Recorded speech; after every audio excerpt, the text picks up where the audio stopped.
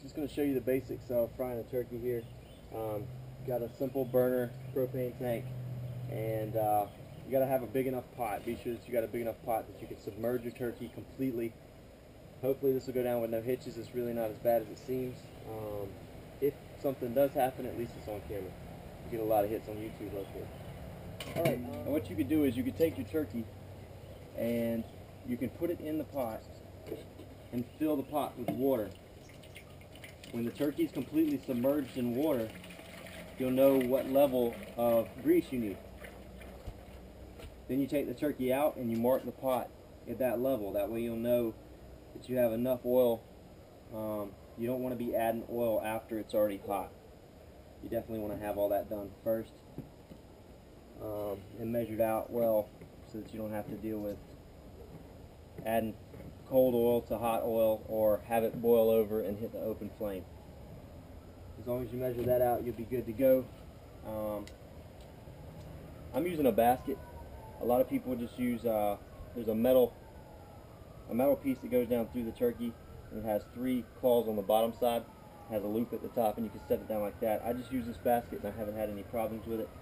You will need something to use to lower the basket into the pot because you don't want to be that close when you start to drop the turkey in there. Alright, I laid down a piece of carpet here.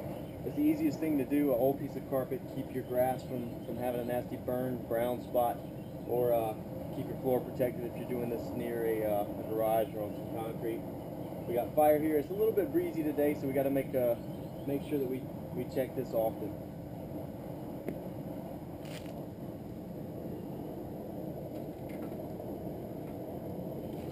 At first, it's good to have it turned up. I always start by taking it to about 450, 455 to begin with. That way you make sure your grease is plenty hot enough. Now this is with peanut oil. Other oils aren't so good at getting quite that hot. So you want to be sure that you got peanut oil.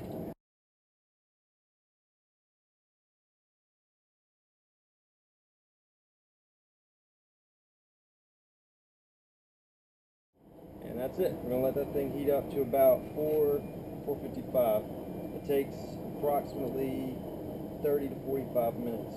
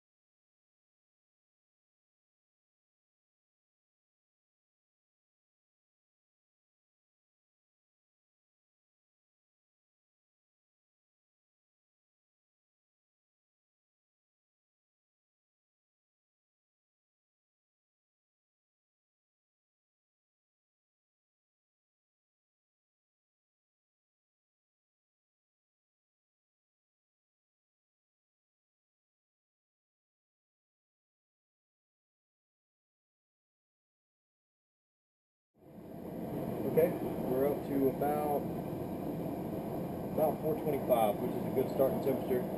The reason you want to start that high is because when you put the turkey in, it's going to definitely drop the temperature. You want to maintain between a 280 and 350. I like to keep it around 325 just to be on the safe side. You got to be very slow lowering the turkey. Make sure that you've patted it dry. got it seasoned up, got a dry rub on it, used some Creole butter sauce, injected that into the breast and the thigh and the legs. So we should be good to go. I'm going to set it in the basket. We're going to lower it down. Stand back and be sure that you're not close to the grease when you start to drop the turkey. And you want to drop it very, very slowly. Then after that, we'll get our temperature adjusted and we'll be good to go. Probably wrap something around your arm too, just to be on the safe side when the grease starts popping. Be sure to lower it down slowly.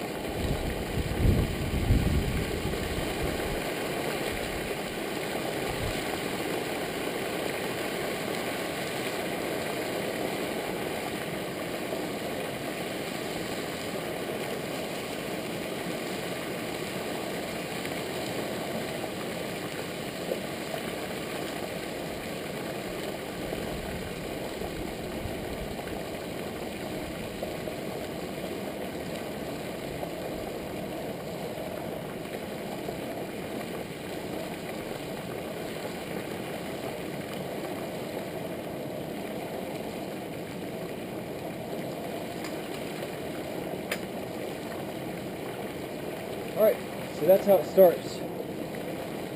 Definitely had a little bit too much grease in there to start with. I'm actually doing 2 turkeys a day, and due to time, I had to switch the order of the turkeys I'm cooking.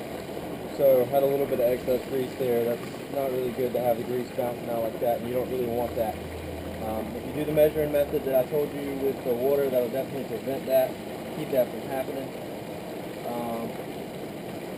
And basically this is it. You just want to let it cook. Estimates vary, but what I typically do is about 3.5 minutes per pound. And so this guy here is 13 pounds. So that's somewhere around, I believe, 46, 47 minutes, something like that. So around every 15 or 20 minutes, I just check it, pull it up, just look at it, make sure everything looks okay. And around 45 minutes or so, we'll be checking it out to see if it looks done. And between that 45 and 47 minute mark, we'll see about taking it off. And other than that, you just let it sit and cook like that. Make sure your temperature stays between 280 and 350. Like I said, I keep mine on 325 just to be on the safe side.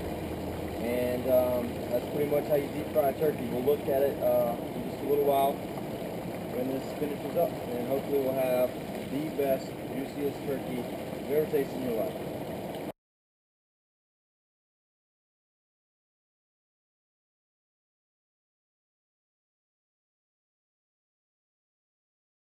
Let's see what we got here. Hopefully finish this up.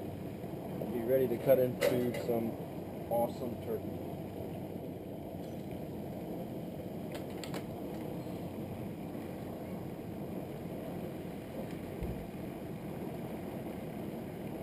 Yeah, buddy, that looks great.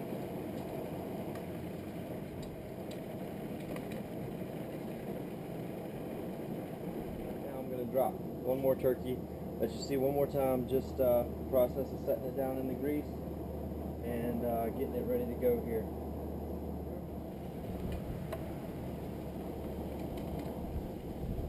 And the key here is you want to be very, very slow. The slower the better. Okay, this is the worst part. Once you get past this, you're good to go. Go. This is the part right here.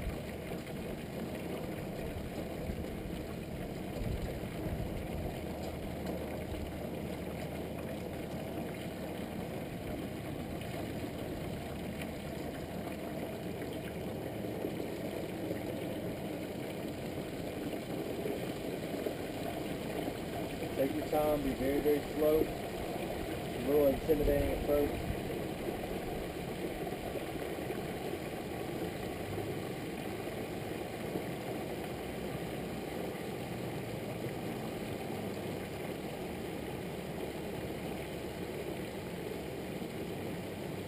Alright, and as you can see, that was a much smoother process.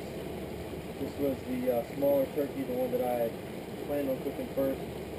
And you see now that we're not having an issue with any grease boiling over or popping. Of course it's going to pop, but not nearly as bad as it was on that last one. And just going to let this sit here and cook, and we should be good to go. I'll show you, take the camera inside real quick and show you what the turkey looks like once you get this back.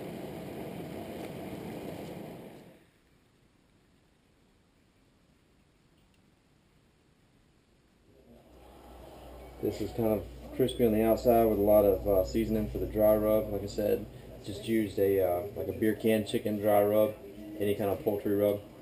And then I also injected it with Creole butter and a little bit of herb and garlic sauce mixed together into a marinade. You put the injections in the breast and the thighs and the legs as well. You'll be good to go.